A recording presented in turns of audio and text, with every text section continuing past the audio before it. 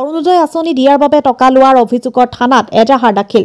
যি সময়ত বিজেপি চৰকাৰে কোনো আঁচনি লোৱাৰ বাবে হিতাধিকাৰীৰ পৰা উৎকোচ ল'ব নোৱাৰো বুলি কয়, ঠিক তেনে সময়তে নগাঁও জিলাৰ জুৰিয়া থানাৰ অন্তৰ্গত মেলেকাধিঙত তছলিমা খাতুনে প্ৰতিজন হিতাধিকাৰীৰ পৰা 500 টকাৰ পৰা 2000 টকা উৎকোচ লৈ অৰুণোদয় আঁচনিত নাম অন্তৰ্ভুক্ত কৰিব বুলি অৱগত কৰে। এই বিষয়ে ভুক্তভোগীয়ে নগাঁও উপ আৰক্ষী পহৰা চকীত এখন এজাহাৰো দাখিল কৰে তছলিমা খাতুনৰ বিৰুদ্ধে। আৰক্ষীয়ে তদন্ত কৰি কি ব্যৱস্থা ল'ব সেয়া পৰৱৰ্তী সময়ত হ'ব লক্ষণীয়। নগাঁৱৰ পৰা মুজাম্মেল খানৰ ৰিপৰ্ট, নিভাজ অসম লাইভ। হাতৰ কিমান টকা নিছে আপোনাৰ?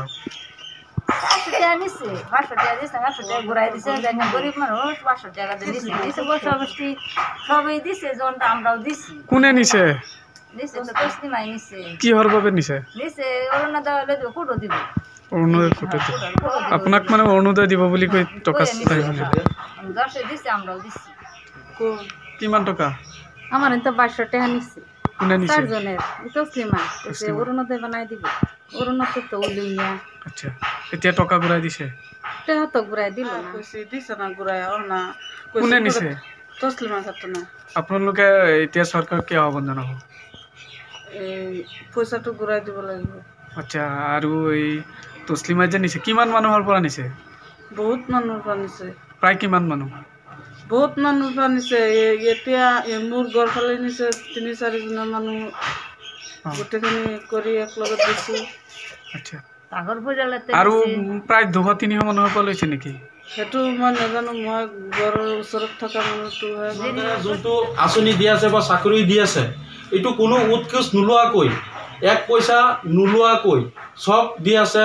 অৰুণোদয় কওক, যিকোনো ঘৰ কওক, পিএমআই ঘৰ কওক, চাকৰি কওক, কিন্তু ইয়াত দালাল চক্ৰ সোমাই পেলাই এই আছাদুল ইছলাম চাইবাৰৰ সৰু ভণ্টি তাছলিমা বেগম ই মানুহৰ পৰা অৰুণোদয়ৰ কথা কৈ পেলাই প্ৰত্যেক মানুহৰ পৰা 1000ৰ পৰা 500ৰ পৰা 1000 টকাকৈ লৈ পেলাই সি ডিচিৰ কিবা চহীৰ কাগজ দেখুৱাই পেলাই মানুহৰ পৰা পইচা দি অৰুণোদয় দিব বুলি কৈ পেলাই ইমান দিন গুচি গ'ল।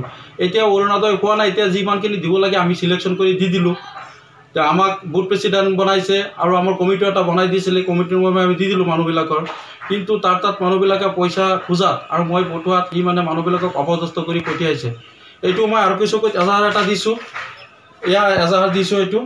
কিন্তু এজাহাৰটো দিছোঁ মই, এইটো যিমানখিনি মানুহৰ পৰা পইচা লৈছে গোটেইখিনি পইচা মোৰ অনুৰোধ আৰু কিছু বিষয়াৰ তাত নগাঁও যাতে পইচাখিনি ৰিটাৰ্ণ কৰি দিয়ে, মানুহক কিবা এটা ব্যৱস্থা কৰি দিয়ে। নহ'লে আমাৰ ওপৰত জনাই পেলাই কি ওপৰৰ মানুহবিলাকে বা লিডাৰবিলাকে কেনেকুৱা ব্যৱস্থা লৈ ল'ব আৰু সেইখিনি আমাৰ জনাবলৈ বাধ্য হ'ম আমি যদি এইটো ব্যৱস্থা নকৰে।